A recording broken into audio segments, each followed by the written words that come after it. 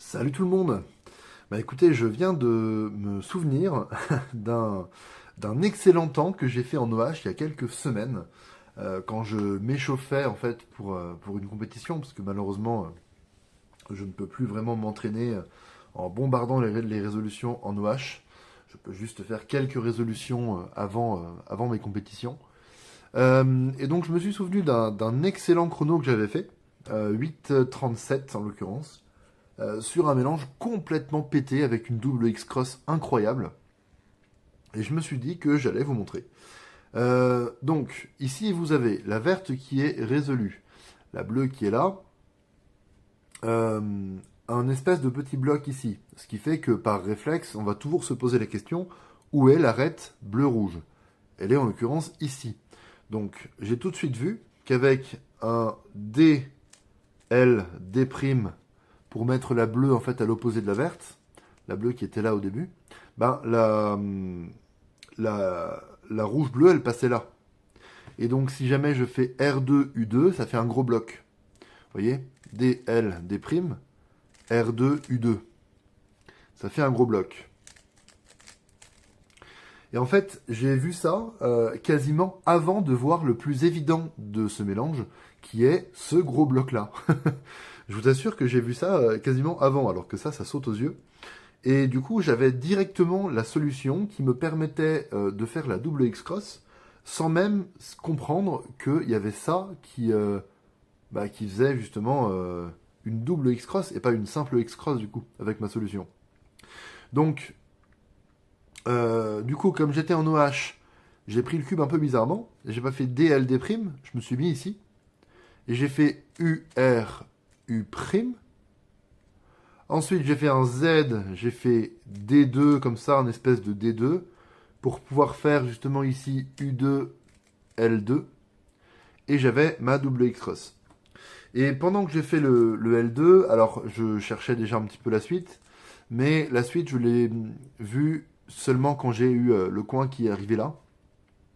Donc là, j'avais le choix. Soit cette paire-là, rouge-verte, soit celle-ci. Dans tous les cas, ça, on préfère. Hein. Surtout quand on a plein d'arêtes jaunes. Parce que du coup, je suis allé amener le coin comme ça au-dessus de l'arête. Et là, ce qu'il faut savoir, c'est que il faut toujours sortir cette paire en insérant l'arête qui est désorientée s'il n'y en a qu'une seule. En l'occurrence, il n'y en a qu'une seule. Enfin, en tout cas, d'arête jaune désorientée, il n'y en a qu'une seule.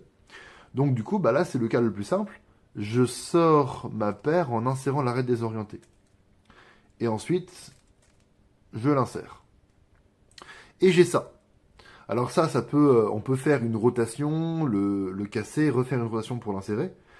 Sauf que c'est un peu long. En OH, on aime bien faire des mouvements en toute gêne, avec uniquement deux types de mouvements, en l'occurrence des mouvements de la tranche R et des mouvements de la tranche U.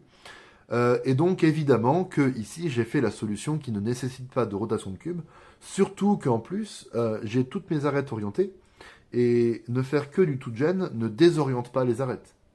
Donc ici c'est parti pour la solution la plus efficace en OH pour ça. Hein. Même à deux mains ça passe bien. Hein. Donc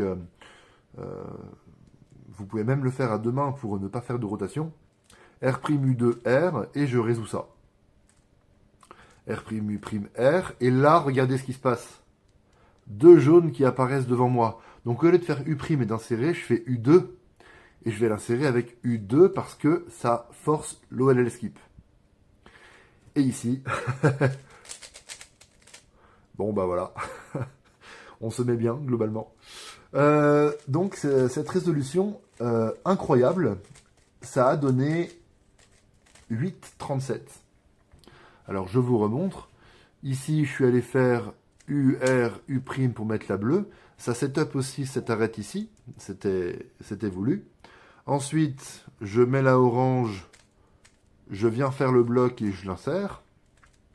Petite rotation en accompagnant un peu le mouvement. Hein. Vous voyez ici, hop, ok, pour sortir ça, pour l'insérer. Et je résous ça avec R'U2R. Je résous ça, sauf que là, je fais U2 pour l'insérer. Et ma PLLU. Voilà, voilà. Salut!